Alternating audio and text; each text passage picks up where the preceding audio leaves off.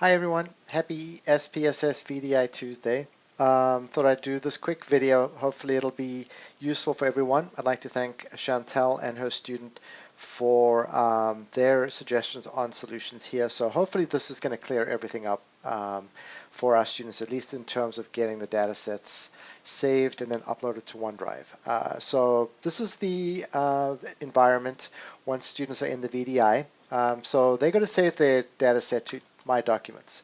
So I've already done that, and you've got to save it as your name, the underscore SPSS, and then the assignment name. So I've got it saved there already.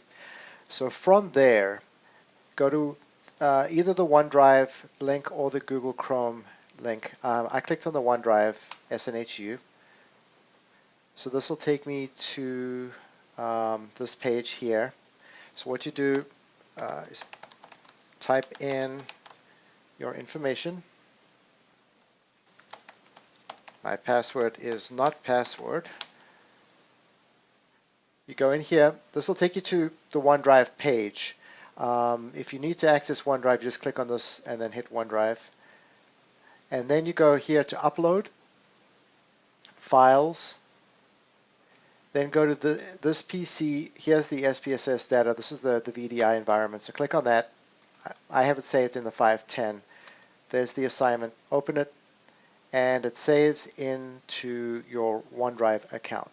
So from there, you're able to access it outside of the VDI learning environment. So what Chantel's student did from here was he signed out of the VDI, logged back into my snhu.edu, went into his OneDrive account, downloaded the assignment to desktop, and then went to Brightspace and submitted into the correct module.